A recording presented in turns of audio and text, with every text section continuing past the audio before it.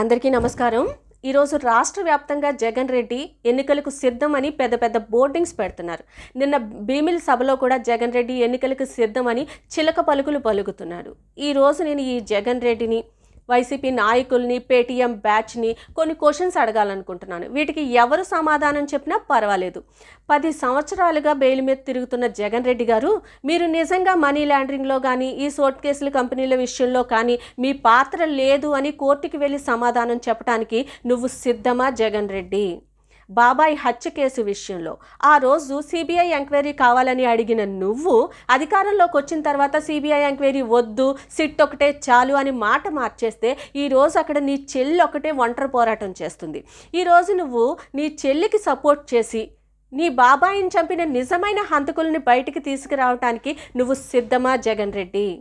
కోడికత్తి drama, కోడికత్తి scene, ప్రజలందరూ కూడా ఆ సీను ఇంటి పేరుని కోడికత్తిగా మార్చేశారు. దగ్గర 5 ఏళ్ల నుంచి కోడికత్తి సీను జైల్లో మగ్గిపోతున్నాడు.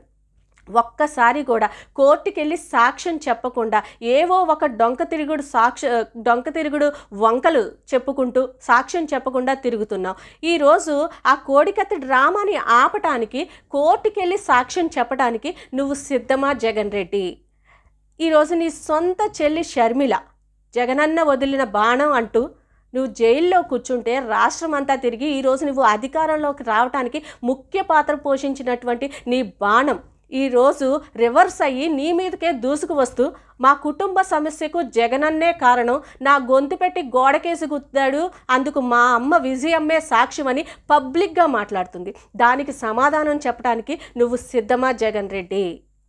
ఆ రోజు ఎన్నికల ముందు అక్క చెల్లెమ్మల కళ్ళల్లో నాకు ఆనందమే ముఖ్యం, వాళ్ళ కళ్ళల్లో ఆనందం చూడటమే నాకు ముఖ్యం, నాకు రాష్ట్ర ఖజానా ముఖ్యం కాదు, 2024 ఎన్నికలకి నేను పూర్తిగా మద్యపాన నిషేధం చేసిన తర్వాతే వాళ్ళని ఓటు అడుగుతాను అని శపథం చేసిన నువ్వు ఈరోజు నువ్వు అక్క చెల్లెమ్మల దగ్గరికి వచ్చి మద్యపాన నిషేధం నేను చెయ్యలేదు, అయినా నాకు మళ్ళీ ఇంకొకసారి ఓటు వేయండి అని అడగడానికి నువ్వు సిద్ధమా జగన్ రెడ్డి?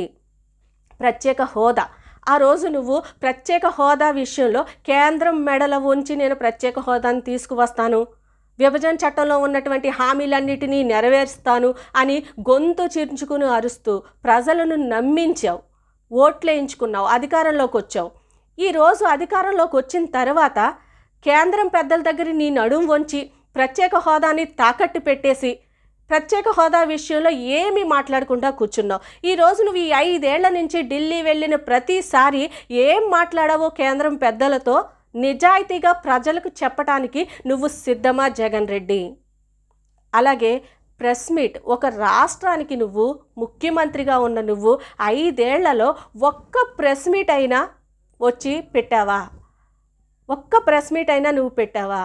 ఈరోజు నేను ఒక మహిళగా అడుగుతున్నాను, నువ్వు ఒక్క ప్రెస్ మీట్ పెట్టి చూపించు డైరెక్ట్గా ప్రజలకి. నువ్వు ఎన్ని హామీలు ఇచ్చిన హామీలు ఏమీ నెరవేర్చకుండా అన్నీ నెరవేర్చేసినట్టు ఇచ్చిన హామీలన్నీ పూర్తిగా నెరవేర్చేశాము అని గొంతు చించుకుని మీటింగుల్లో మాట్లాడుతూ పచ్చి అబద్ధాలు మాట్లాడుతూ మేము సిద్ధం అని మీరు తయారవుతుంటే ఈరోజు రాష్ట్ర ప్రజలందరూ కూడా నవ్వుకుంటూ అనుకుంటున్నారండి, జగన్ రెడ్డి గారు మేము కూడా సంసిద్ధంగా ఉన్నాం మిమ్మల్ని ఇంటికి పంపించడానికి అని రాష్ట్ర ప్రజలు మిమ్మల్ని చూసి నవ్వుకుంటున్నారు. కాబట్టి ఇలాంటి అబద్ధాల కబుర్లు మానేసి వాస్తవాలు మాట్లాడండి.